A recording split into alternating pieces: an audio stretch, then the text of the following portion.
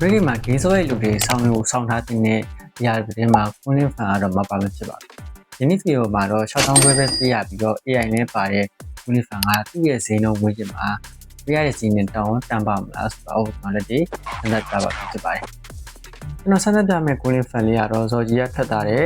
Iron Man cooling fan လေးပါ။ကျွန်တော်ဒီ cooling fan တစ်လုံးဝယ်မယ်ဆိုရင်ဒီချက်ကိုအဓိကထားပြီးကြည့်ပြီးတော့ဝယ်ရမယ်ဆိုတော့ဝယ်များတဲ့ cooling fan ကိုကြည့်ပြီးဝယ်ရမယ်။ဘာဖြစ်လို့လဲဆိုတော့ဝက်များလေး cooling fan ပို့ပြီးတော့တင်းနေ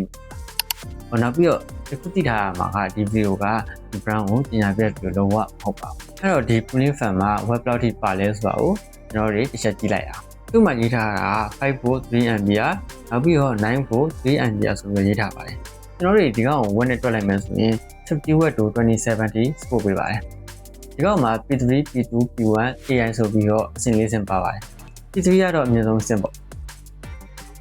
ပြီးတော့ဒီကောင်မှာဒီမှာ web လဲကြည့်လို့ရတယ်လို့သူ့ရဲ့ပူရှင်ကိုလည်းကျွန်တော်တို့ကြည့်လို့ရပါတယ်။အဲ့တော့ကျွန်တော်တို့ဒီ cooling fan ကအပြင်လက်တွေမှာခဲပါမလားဆိုတာကိုကျွန်တော်တို့စမ်းသပ်ကြည့်လိုက်။အဲ့တော့မစမ်းသပ်ခင်မှာကျွန်တော်ပြောချင်တာကကျွန်တော်ရဲ့ဒီ fan temperature ပုံမှန်ပဲ aircon တွေပါလည်းဖွင့်မထားဘူး။ဒီဖွင့်ထားတာဆိုလို့ပန်ကာလေးတော့ပဲရှိမှာပါ။ဒီကပူရှင်ကလည်းတာမှန်ပဲဒီ A လည်းမပြီးဘူးပူလည်းမပူဆိုတဲ့ချင်းရှိပါတယ်။ Okay အဲ့ဒါဆိုတော့ကျွန်တော်တို့ cooling fan လေးကိုဆက်ကြည့်လိုက်အောင်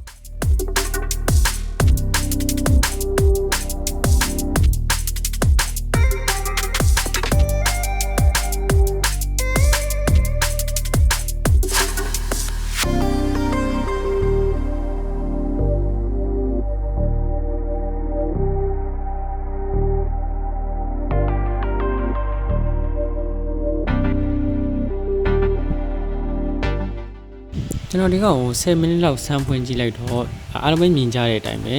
ခဲတော့မခဲဘူးဒါပေမဲ့ရေစက်တွေအောင်တော်တော်လေးကိုထွက်နေရပြတော်တော်လေးကိုများပါတယ်အားလုံးပဲမြင်ကြလားမသိဘူးအေးရလေတော်တော်လေးကိုအေးတယ်သူ့ရဲ့အပူချိန်ကိုကြည့်လိုက်ရင် -6 degree Celsius အောက်ကိုရောက်နေပါပြီအားလုံးပဲတွေးကြတဲ့အတိုင်းပဲကျွန်တော်ဒီ cooling fan ကို10မိနစ်လောက်ဆန်းကြည့်ရမှာရင်ငွေကတော့တော်တော်လေးကိုထွက်နေတယ်အေးရလေတော်တော်လေးကိုအေးပါတယ်ဒါပေမဲ့ခဲလားဆိုတော့တော့မပြောပါဘူးခဲတယ်ဆိုတာကကျွန်တော်တို့ cooling fan ကဘယ်လိုမျိုးရှိနေမှာခဲလဲဆိုတော့ခန်းထဲမှာ aircon တွေပါဖွင့်ထားမှခဲရပါခုလိုမျိုးကျွန်တော်တို့တာမန်ပူချိန်မှာလုံးဝမဖြစ်ပါဘူးအခုကျွန်တော်စမ်းကြည့်ရဲ့အချိန်မှာကျွန်တော်ကဒီခန်းထဲမှာ aircon တွေပါဖွင့်မထားဘူးပန်ကာလောက်ပဲဖွင့်ထားပါအဲ့တော့ကျွန်တော်အနေနဲ့ဒီ cooling fan က6000ခွဲဆိုတဲ့စီမှာwaiting တလားဆိုတော့ကျွန်တော်အနေနဲ့ web ကိုစဉ်းစားနေရဆိုတော့ comment ပေးပါတယ်အဲ့တော့ brother တို့ဒီ cooling fan ကိုသုံးနေလူတွေရှိလားအရှိရဆိုရင်တော့ဒီ cooling fan ရဲ့ရှိကိုအောက်က comment မှာအောက်ဝင်ပြီးတော့မှတ်လာပြပါတယ်ဒီဗီဒီယိုလေးကတော့ကြောက်ပါပဲအားလုံးပဲကြိုက်ပါ